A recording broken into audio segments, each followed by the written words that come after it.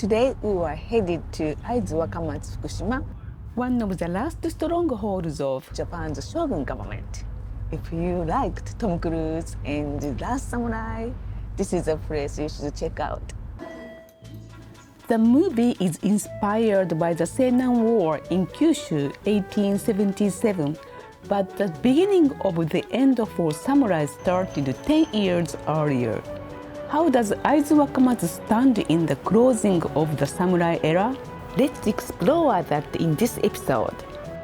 While the Seinan War was a revolt of former samurai who were discontented with the new Meiji imperial government, the battle at Aizu was part of a war between the former shogunate and the new imperial government. The Aizu War symbolizes one of the closing moments of samurai norm, culture, and warriors who fought and died with honor for their lord. Originally, the end of the shogunate was a peaceful transfer, as the Tokugawa shogunate surrendered its ruling authority to the royal court in 1867.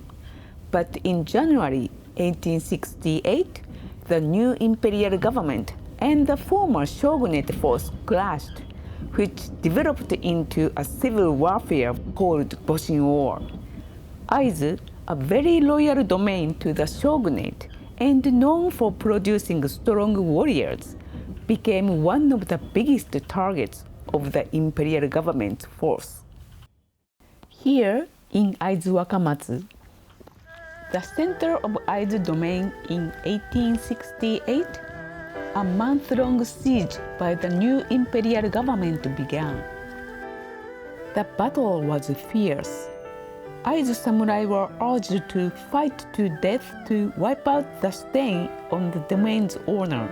Even women supported the defense efforts by taking up weapons, and the castle held for over a month. Under the heavy attack of modern artillery, however, the castle eventually fell on November 6, 1868. The casualties of about 2,557 included 197 women and girls who died fighting.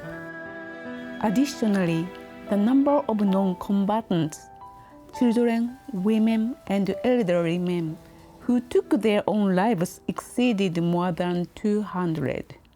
The Aizu women of teens and 20s who experienced the war left their memoirs. Yamakawa Misako, age 17 that time, she wrote that they had to hurry making rice bowls for soldiers, and the heat of the rice peeled the skin off from their hands. Food later ran out, so they ate rice flour powder in hot water with lots of floating dead bug shells. But they had no time to feel disgusted, just appreciated anything available to eat. One day, bullets pierced her sister-in-law's shin, side, shoulder, and cheek. People entered the castle were resolved to die. They took no money, but a sword or a sharp tool to fight or take their own lives. Most people died at the castle were placed in a dry well. No time to bury them. Nijima Yaeko, or Yae, aged 24. Her life story became the 2013 Taiga drama Yae no Sakura, the Japan Broadcasting Corporation, NHK's annual year-long historical drama. She wrote that she was from the house that served as gunnery instructors for the Aizu Lord, so everyone went into the castle. She was too determined to fight, entering with a 7-shot repeating American-made Spencer carbine, wearing 2 swords at her hip, and her younger brother's kimono, who had died in battle earlier. She also wrote that, as women of warrior families, for us to die like dogs without getting back at the enemy would have been shameful for our Lord and our family's honor. The interesting thing she recorded, however, was so ordinary but so authentic. For women at war, the most worrisome issue was about going to the toilet. It is said that a night before the surrender, she engraved her poem on the wall. Tomorrow night, who in which country will gaze? The moonlight casting over the castle we were so accustomed to. 1 month of siege is long, and even during this hardship, people needed a sense of normalcy. Here at the belfry, timekeepers or tokimori in Japanese hit the bell to help people follow regular routines. Before the war, the bell announced the time to the whole castle town, and during the war, it improved people's morale holding up the castle. Many timekeepers fell as fire from the enemy was concentrated here, but they continued to tell the time until right before the surrender of the castle. Japanese castles are usually designed here and there to make it difficult for the enemy to attack. These stairs are one of the examples. They are called mushabashiri. Musha means warriors, and bashiri means running or rushing. So these V-shaped stairs helped defending warriors get to the higher keeps instead of climbing up and down the walls. Aizu Wakamatsu Castle was used to be called Kurokawa Castle. But during the late 16th century, it became under the lordship of Gamo Ujisato.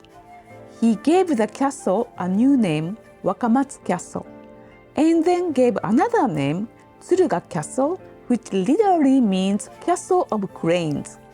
It's said that it was named after his family's crest, as well as Ujisato's childhood name, Tsuruchiyo. Now you might hear Aizu Wakamatsu Castle, Wakamatsu Castle, or Tsuruga Castle, but all refer to the same castle. After the surrender, its buildings were all demolished in 1874. This is a reconstruction of 1965, but their stone walls are original, and we can see a layer of historical moments. These stone walls are in fact from the late 16th century. There are multiple stone wall types. First, nozurazumi, stacking natural stones as they are. Second, uchikomi hagi, different sized rocks are roughened a bit on the surface and then fitted together. Third, kirikomi hagi, stones are polished with a chisel, cut into quadrilateral shapes, and arranged so that there are no gaps. These walls from the 16th century are nozurazumi. These are uchikomi hagi. You can see the size of stones are different, but they were split or shaved, and the joining surfaces were flattened to fit together. And finally, kirikomi hagi. Can you tell the difference? The stones are finely cut and put together so neatly that you can't insert even a pinky finger between them. Did you notice that the roof has a reddish hue? These tiles do not only make the castle beautiful, but also represent the technique implemented in the 17th century to protect the roof, to prevent the tiles from being cracked under the severe cold of Aizu. These were baked with an iron-containing glaze, which makes them reddish, very rare kind. From the castle keeps, Aizu warriors fought back. This is called sama, a small window used to target enemies attacking the castle and shoot from the inside of the wall. This area, called a stone dropping hole, is now covered with glass because it's dangerous. But it was hollowed out in the Edo period and is said to have been used to attack enemies below by throwing stones and boiling sewage, or by pointing guns at them. Aizu Wakamatsu Castle, where the fierce battle took place, is now designated as a national cultural property. Today, people in Aizu are working hard to preserve its history and maintain the reconstructed buildings. When you visit the castle, please remember to check out the Rinkaku Tea Ceremony Room too. This is a significant spot for history of the way of tea, Chanoyu in Japanese. When the tea master Senno Rikyu, who had great influence on the way of tea, was ordered by Toyotomi Hideyoshi, the powerful military leader having unified warring states Japan, to commit suicide, the Aizu Lord Gamo Ujisato protected Showan, Rikyu's adopted son, who also married Rikyu's daughter, to make sure that the way of tea would continue through him. This Rinkaku Tea Ceremony Room was built by Showan in the Aizu Castle. Later, Showan's grandsons established the 3 schools of tea ceremony: Omote Senke, Ura Senke, and Mushakoji-ke. This is a Shoin-zukuri-style room attached to the tea room, and unlike the tea room with no frills, it's allowed to be decorated. I was surprised that the guest entrance to the tea room was so narrow, about 60 centimeters in length and width, just enough to bend down and get through. The tea room was not very visible from outside, but there seems to be no unnecessary decorations. But you will find beauty in simplicity. The tea ceremony building is not so big, but the site is quite large. I'm gonna have a tea. First, you will see the courtroom building called Yoritsuki. Here, guests of the tea house can fix their dresses or meet other guests. That's nice. This is a hand wash basin called Tsukubai, where before entering the tea house, we wash our hands and rinse our mouth so we can clear our worldly defilements and attend the ceremony with a pure heart. We cannot have tea inside the important cultural property, but next to the historical tea ceremony room, there is a modern tea room for visitors. After walking in snow, this is such a delight to have a local sweet and a bowl of matcha tea.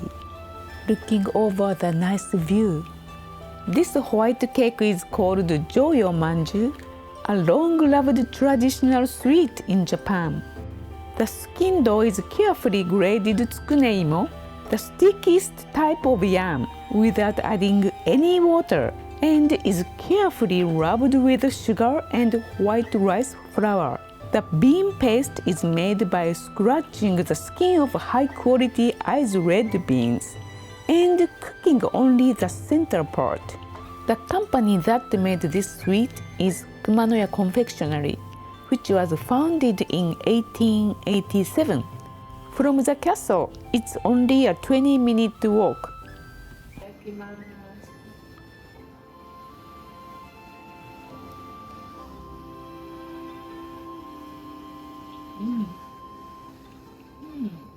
Soft and kind of a nice flexibility. Boom.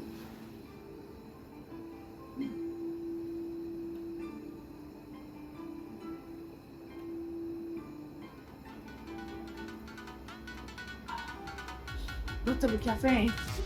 I like matcha. I get power.